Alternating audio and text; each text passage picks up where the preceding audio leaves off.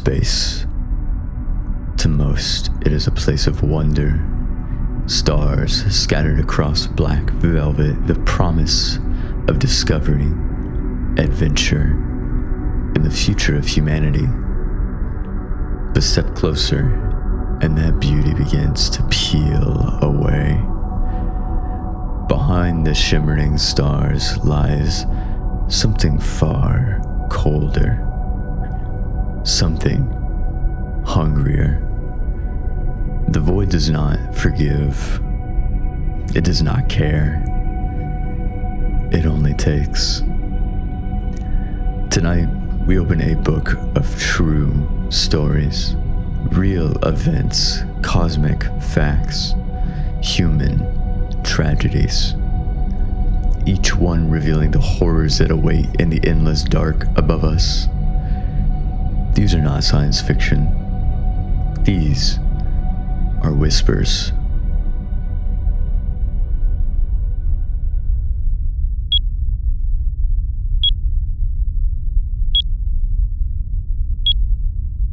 In 1971, the Soviet Union achieved something that no other nation had.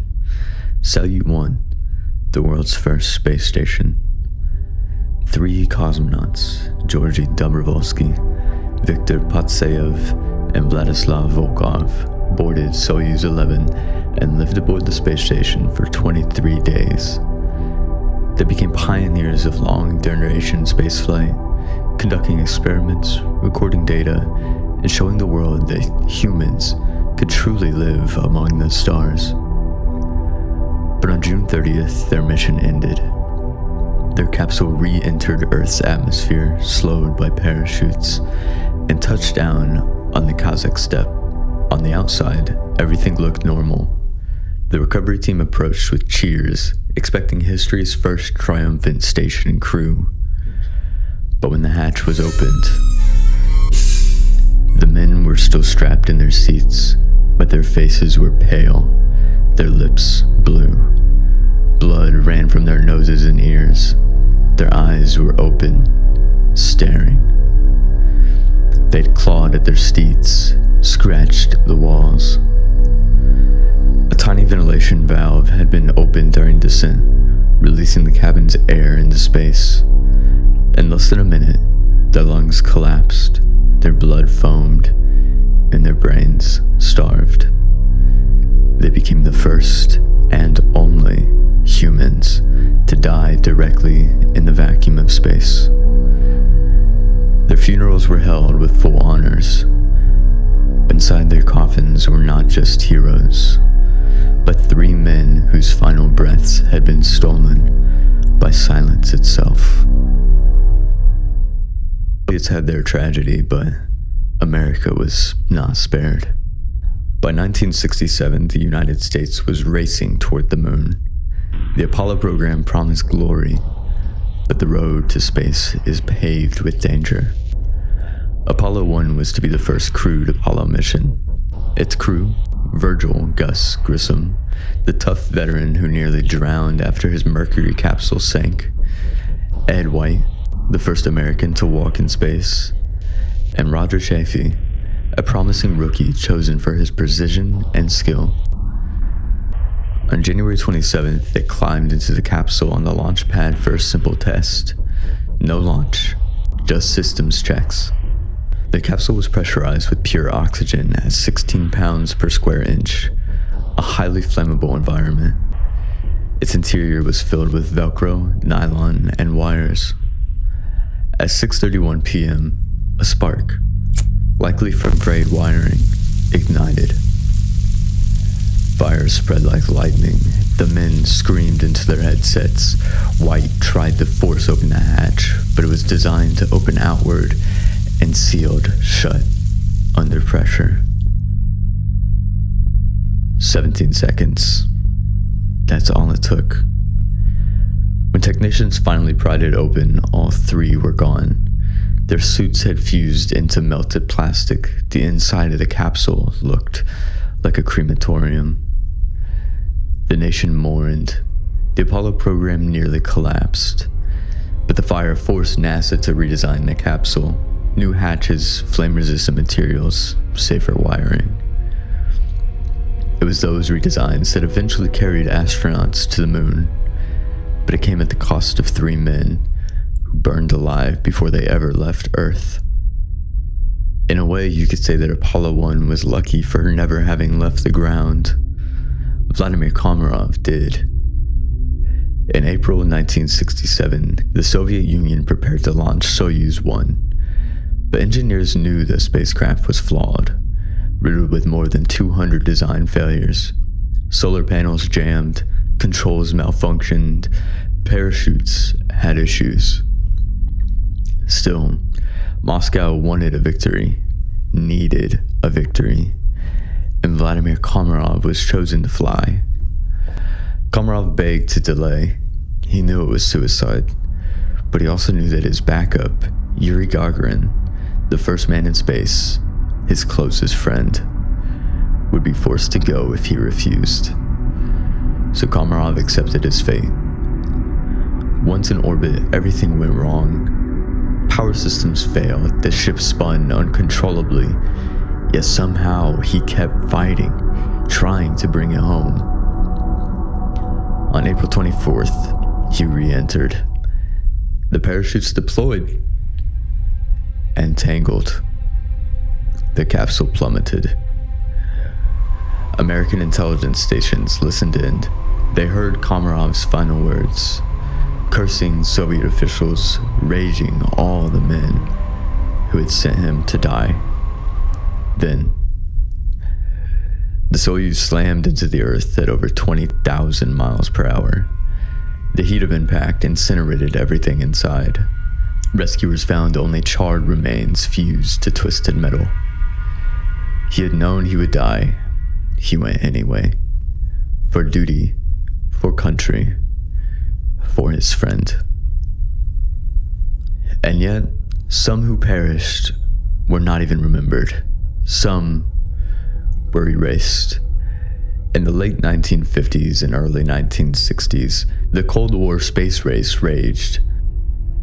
The Soviets wanted to prove supremacy, but with secrecy came silence and rumors.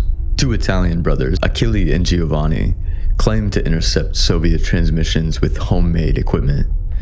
They recorded strange sounds. A man gasping, his breath ragged. A woman's voice, panicked, "I am hot, I am hot." They claimed to hear the heartbeats fade, signals cut off, voices vanish. The Soviets denied it. No records exist of such flights. Officially, Yuri Gagarin was the first human in space, but if the recordings are real, they suggest others were sent first and left to die, burned alive in orbit, suffocated in silence, drifting away, erased by history. Ghosts of the Cold War who never even had names. Not all tragedies were hidden. Some the world saw with its own eyes. January 16, 2003, the space shuttle Columbia lifted into orbit. But during launch, a brief puff of insulation foam broke away from the fuel tank and smashed into the shuttle's wing. Engineers saw it. They debated, but they convinced themselves that it was not catastrophic.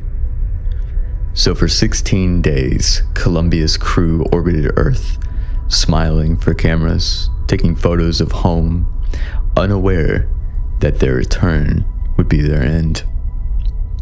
February 1st, re-entry. As Columbia slammed into the atmosphere, superheated plasma ripped through the damaged wing. The shuttle disintegrated at 12,000 miles per hour. Inside, alarms screamed, the cabin shook violently. The astronauts barely even had time to realize. Debris rained across Texas and Louisiana. Fragments of machinery. Fragments of human beings. Thousands of volunteers searched fields, forests, backyards for remains. Some were found in grotesque condition, shattered and burned. NASA called it a loss of vehicle and crew. But to families, it was 7 lives falling from heaven and breaking apart on the ground. These were all human tragedies. But beyond politics, beyond machines, beyond us, the universe itself holds horrors no one can escape. Horrors written into the fabric of reality itself. Holes. Dead stars collapsed into gravity so dense not even light escapes. Most lie at the centers of galaxies, but some wander. Astronomers believe millions drift invisibly through the Milky Way. Silent predators. No light, no heat, no warning. If one passed close to our solar system, it could rip apart orbits, fling planets into interstellar space, or drag Earth into its murky abyss. We would never see it coming. To the universe, we would vanish without a trace. Erased. Forgotten. Gamma ray bursts, the most powerful explosions in the cosmos. Born when massive stars collapse, or when neutron stars collide, they unleash beams of radiation brighter than galaxies. If one struck Earth from even thousands of light years away, the atmosphere would strip away, the ozone would vanish, sunlight would turn lethal. Crops would fail, oceans would poison, mass extinction would follow within years, all from a star we never even knew existed. And the worst part, gamma ray bursts are random.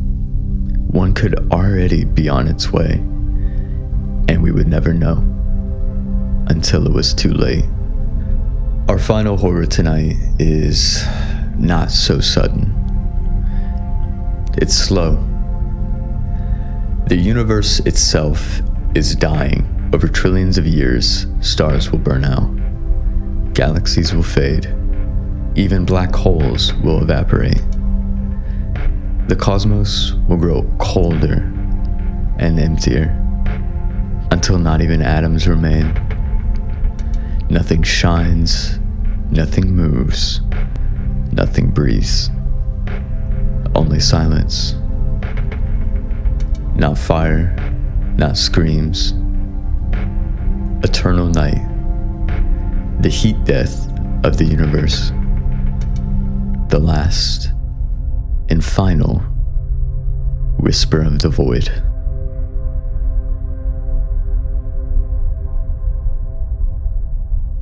We call space the final frontier, but perhaps it is not a frontier at all.